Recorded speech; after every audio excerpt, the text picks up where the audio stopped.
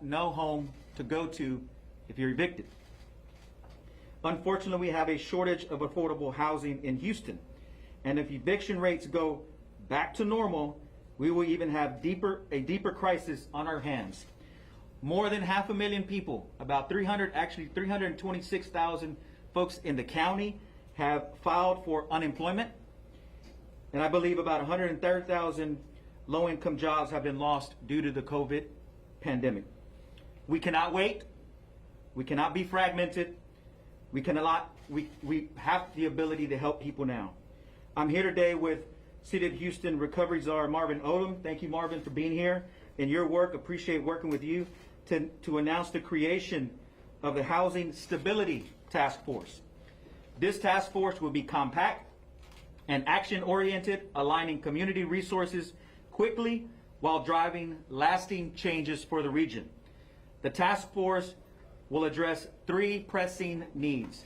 The first one is preventing evictions, Judge Brown. The second one is mitigating impacts on tenants and landlords. Thirdly, stabilizing households for the benefit of public health. Evictions were a serious issue before the COVID-19 pandemic, and they will continue to be a great concern throughout the course of the economic downturn. We unfortunately anticipate a substantial increase in the volume of evictions in the weeks and months ahead, and we are determined to make our best attempt at proactive planning to reduce as many as we can. The Houston region had systemic barriers to affordable housing before COVID, and the current crisis has exposed in plain sight, ladies and gentlemen, the underlying system shortcomings. With key players at the table working together towards the same goals, we will structure our efforts to be responsive to the immediate crisis, even as we maintain a firm resolve not to lose sight of the importance of future work required to make housing stability a reality for more people. But we believe lasting improvements are possible through policy change. I'm looking forward to hearing the recommendations from the task force as we tackle a problem too large for any one court system, or service provider. Inclusive, community-driven solutions will be key. Resources are limited, so we must make sure they are allocated in a strategic way, and that's where we will rely on the deep expertise and diverse viewpoints of this task force. By acting together with speed and deliberation, we can flatten the evictions curve and increase access to affordable housing.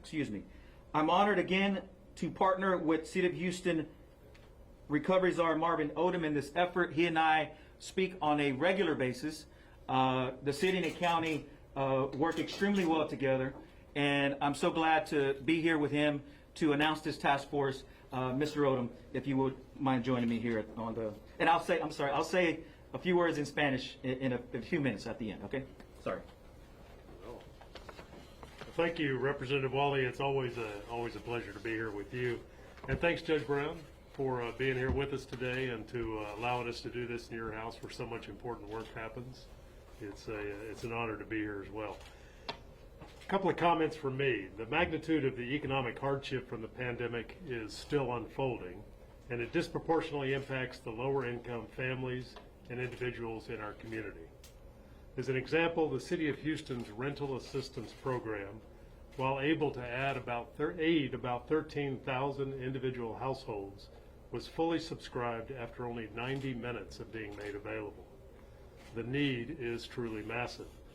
And to ensure we see all 360 degrees of this issue, when tenants can't pay their rents, they aren't the only ones facing financial instability.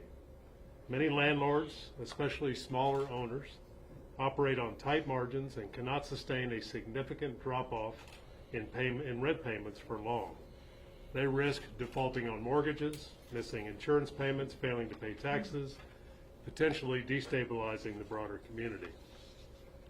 It is important that we pull together the relevant stakeholders to help identify near-term solutions while laying a foundation to address the long-term systemic need to build a resilient housing ecosystem. While we kick this off with great enthusiasm, seconding something that Representative Wally said, we must also keep expectations realistic, as there are simply not enough financial resources currently available, nor a sufficient supply of affordable housing stock to avoid what will still be an immense amount of struggle and difficulty for many resulting from the pandemic. But that is not a reason not to act. The creation of this task force is the first step in developing a cohesive, coordinated, community-driven solution essential to our long-term well-being and resiliency. Let me turn it back over to you, Representative Wally. I'll say a few comments in Spanish. Mi nombre es Armando Wale, soy diputado estatal del Distrito 140. Estoy aquí con el juez Jeremy Brown y también Marvin Odom, también encargado de este trabajo en COVID-19 de parte de la ciudad de Houston y el alcalde Mayor Sylvester Turner. Una de las razones que estamos aquí es para anunciar un grupo de expertos en prevenir los desalojos aquí en la ciudad de Houston, no solamente en la ciudad de Houston, pero también en toda la región. Ya sabemos que la economía de nuestra región está muy débil junto con la crisis del COVID, y para nosotros es muy importante para prevenir los desalojos en nuestra región. Entonces, estamos formalizando un grupo de expertos en esta rama para darnos darnos pólizas, recomendaciones a la ciudad y el condado en cuestión de los desalojos, porque ya sabemos que hay mucha gente que está sufriendo, mucha gente que no tiene trabajo, mucha gente que están muy cerca, desafortunadamente muy cerca de estar en estas cortes, en frente de estos jueces. Entonces, ahorita el gobierno federal han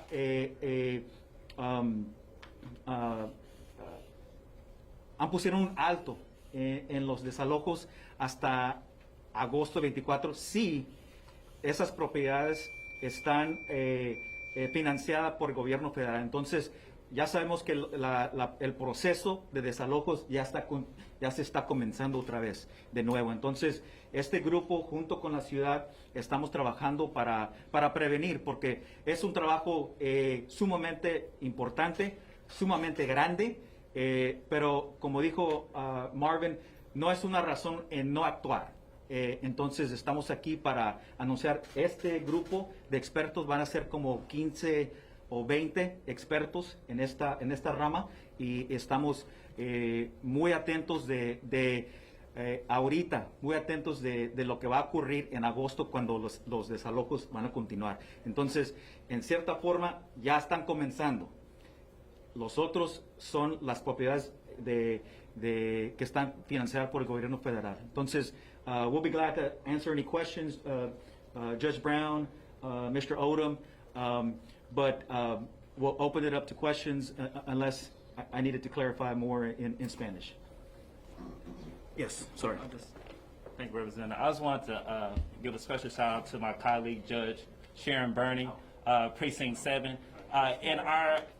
In Harris County, there are 2 JPs in each precinct. We're here in Precinct 7. It's important to understand that landlords we have concurrent jurisdiction as far as eviction cases, meaning that landlords can either file in Judge Burney's court or this court. So I just want to thank Judge Burney for being here. Okay, thank you, Judge. Welcome. If I may ask to Judge. Go ahead, Judge. So how many eviction cases are you seeing throughout this weeks? Because we talked to Judge Patronella, I think his name is? Patronella. Patronella, and he mentioned that he's been getting cases of eviction. How many in this court are you guys receiving? We're still accepting filings. I won't start my docket until next week, and so it was about 60 cases that we had to. Now it's important to understand that we had to cancel some dockets before the shutdown, and so a lot of the cases that the JPs are hearing now are cases where folks have missed rent in January, February, or March, right? Because we had to cancel dockets. So we had to after the Texas Supreme Court lifted the moratorium, we had to reissue citations. That means we had to give folks 10 to 21 days to actually hear a case. Under the guidance of the Office of Court Administration, we didn't really start hearings to June 1st, and so a lot of the dockets that we have now are pre-COVID. So no new COVID cases like Everybody's docket is different. For in the month of June, there are no COVID-related cases that are coming through the court that I don't know. That I don't know. Again, once I hear a case, then I will understand if it's a COVID-related or not. But I start my docket next week. So the 60 are from prior to the moratorium? Yeah, specifically for my docket, the ones in June are the ones prior to March. I have a question. So I think it's well understood that there are policy solutions that you guys could put in place and you're choosing not to. For instance, at the city, you guys could implement a grace period ordinance that gives renters more time before they're evicted. And with the JP judges, you guys are able to extend protections until August 24th, like the judge and the mayor have asked in a letter to all JP judges. Mm-hmm. So there are solutions here, and you guys are choosing not to do that. These are real protections. So can you just explain why there isn't the political will to do anything? There is the political will there. That's why we have that's why we're convening all stakeholders. At the end of the day, with a lot of these protections, you have to understand, landlords, once a person's late on rent, they have the right not to accept the late payment of rent. And so if we push off certain dockets, we are delaying the inevitable. With the CARES Act and what the CARES Act was able to do for folks that are in Section 8 vouchers, in public housing, folks were able to recertify their monthly payment, meaning they looked at what they were making now. And in that recertification process, that's what their rent was going to be, and that backdated. We don't have, as a JP, I can't mandate a landlord to accept rent. As a city or a county, we can't mandate a recertification of a person's rental assistance. That's why it's important to be more collaborative in the process instead of being so streamlined, instead of being so tunnel vision. That makes sense. Well, it sounds to me like the properties that are covered by the CARES Act funding, by the CARES Act, where it's federally subsidized housing, Right. They do have until August 24th. So all tenants could also have that protection if JP judges wanted to extend those protections until the same time. No, under the Texas Supreme Court, we have leeway in how we give our dockets, and we're using that leeway, taking everything in consideration, social distancing or whatnot.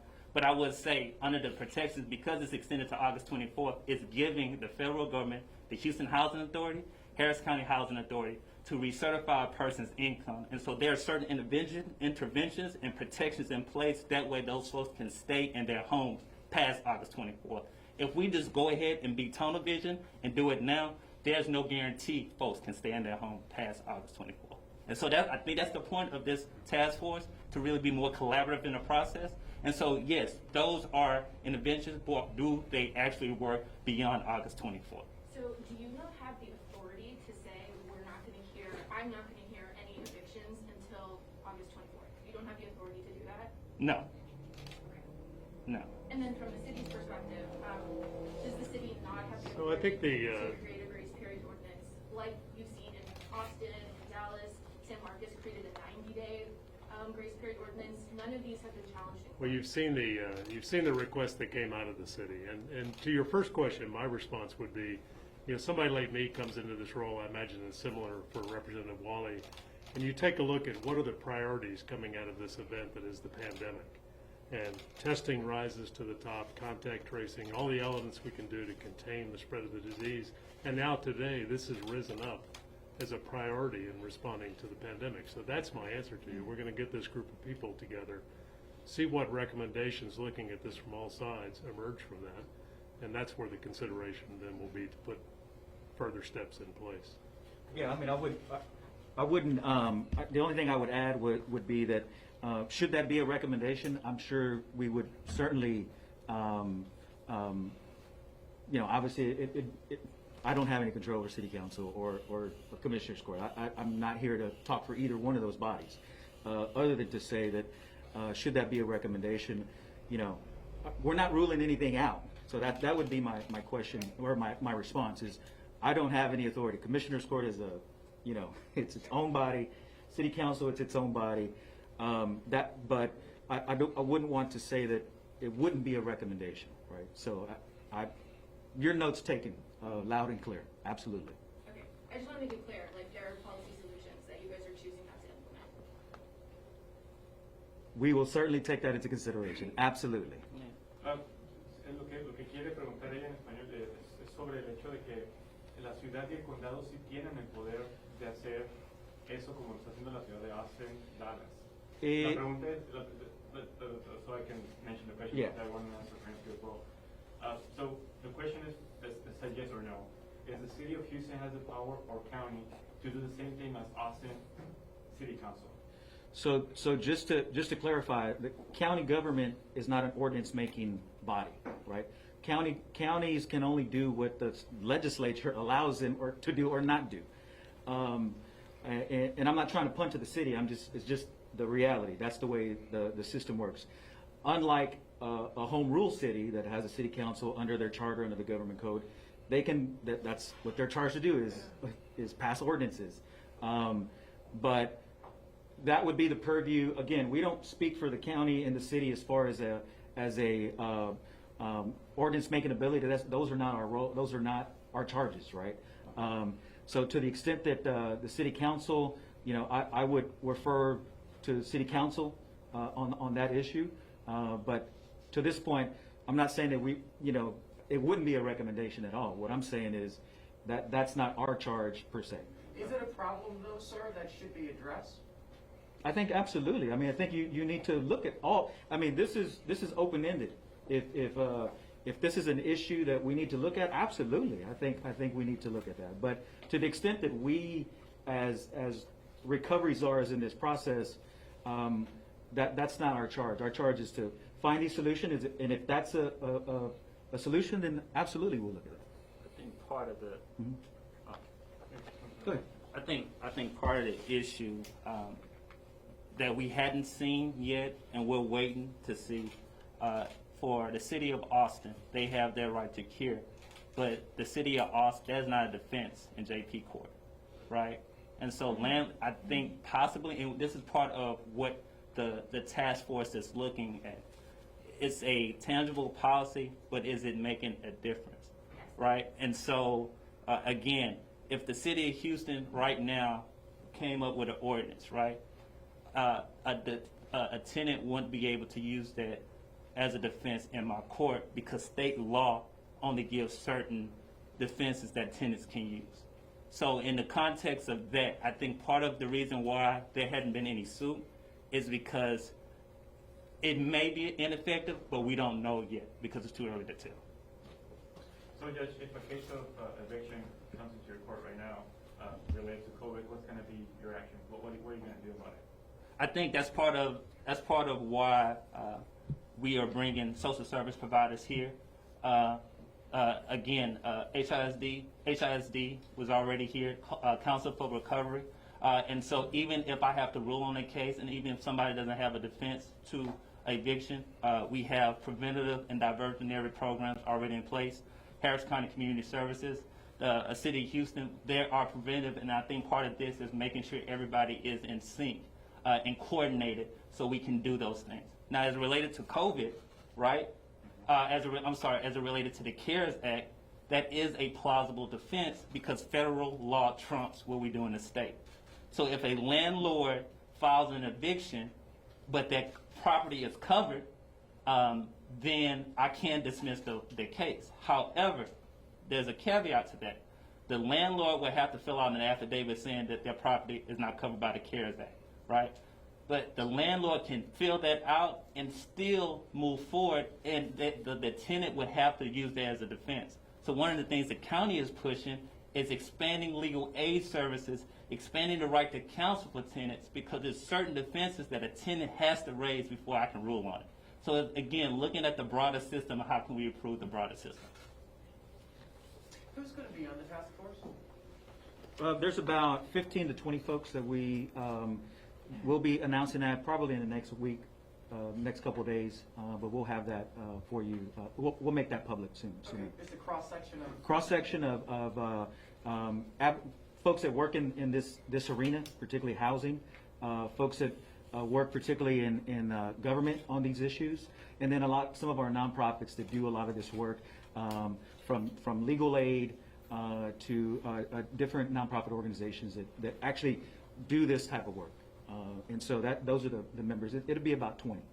And how long are people going to have to wait so that they can see results on this? No, they're being tasked to work immediately, to organize, formalize immediate.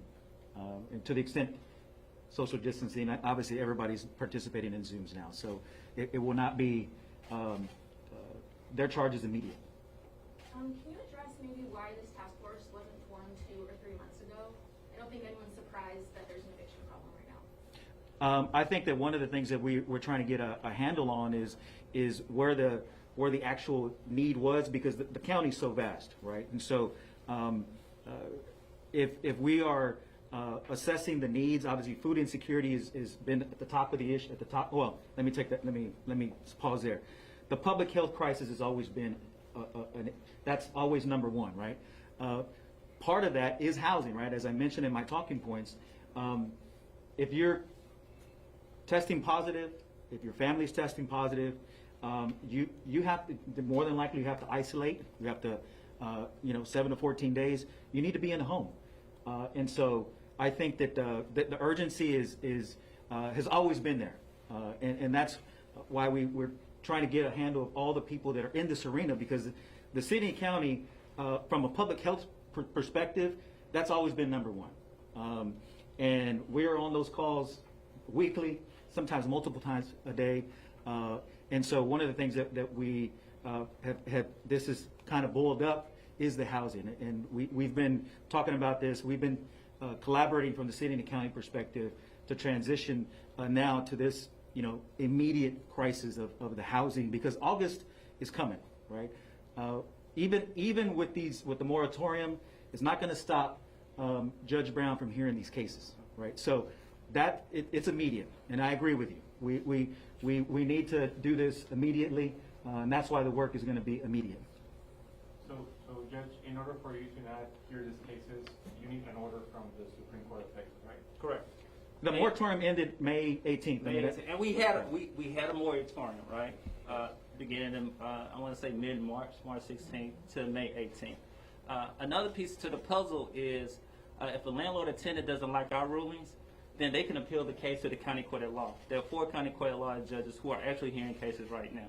So again, these interventions in place, that's why it's important that we have interventions already in place before we get in the courthouse. That's why it's important that individual JPs don't go rogue, just because at the end of the day, the landlords themselves unfortunately have other levels of protection. The county court at law judge, right, that may not will understand our right to cure, but again, since those are plausible defenses in our courthouse, then quite frankly, folks will be stuck.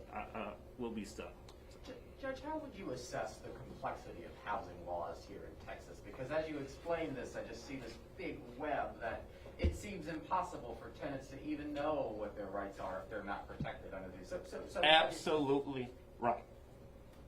Our legislator writes the laws, and something that Representative Wiley said, that the basic necessity for housing. But we can say that, but if we're really serious about that, we have to put our money where our mouth is. Case in point, Gideon versus Wainwright made it a protection that you have a right to counsel in a criminal case, and that the local government has to fund that right to counsel. There's a growing movement across the country, New York and California and other jurisdictions, where that same right to counsel should extend for basic human needs: food, shelter, housing. Right now in our family courts, right, there are certain protections and right to counsel. But if we're serious about this being a basic need, right, this is why we need local dollars to fund legal aid services, because this is a complex system. If my car breaks down right now, I have no idea what to do, because it's a system I'm unfamiliar with. So I have to call a mechanic. That similar type of complexity of a car is a complex in our legal system. So folks, in the chaos of an eviction, need someone to help them navigate that process. I'm glad the Commissioner's Court put it on the agenda. on Tuesday. Hopefully, they'll put funding on it June 30th meeting. And I hope you all will be there. It's at 10 o'clock. So yeah, that's a good point. I mean, there are obviously some intermediate changes that can be made in the legislature to, ease the process for tenants. But as the judge mentioned, you have Commissioner's Court that has put this item on the agenda. I think Commissioner Ellis put it on the agenda as far as, and I'm going to read it verbatim. Request by Commissioner of Precinct 1 for discussion and possible action to address evictions of renters in Harris County, and for possible action that may include studying the feasibility of a pilot program to support the right to legal counsel of indigent renters, as well as other forms of advocacy and education for renters and individuals at risk of losing their shelter. Again, this was something that was debated just Tuesday, and so look, there are also some dollars that will be coming down from HUD, and so you have to look at those dollars. Both the city and the county have ability. I think nearly $30 million in funding was allocated to the Houston and Harris County Tuesday to be used for certain bullet items. Make more emergency shelters available for homeless and individuals and families. Operate emergency shelters for providing food, rent, security, maintenance, repair, fuel. I'm reading from the document. Provide hotel, motel vouchers for homeless families and individuals. It also could provide essential services to people experiencing homelessness, including children, education services, employment assistance, outpatient health services, and legal services. And so, absolutely.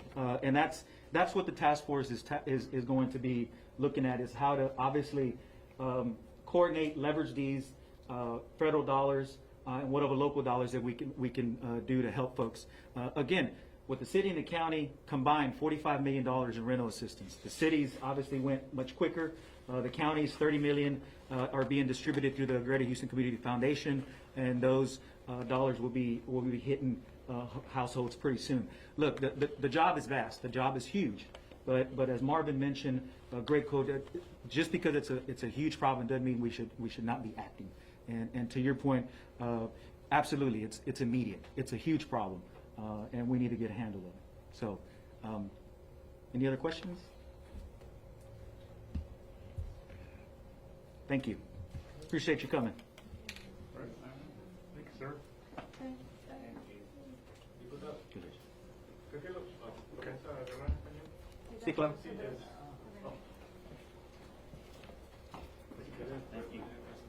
bueno, o lo agarramos ahí o qué. ¿Lo quieres poner ahí? ¿Cómo? Pues lo quieren agarrar todos ahí. It doesn't matter. However y'all want it. I'll be here. Okay. Sí. Okay. ¿Quieres poner más en medio? Ah, okay. Perdón. Ok,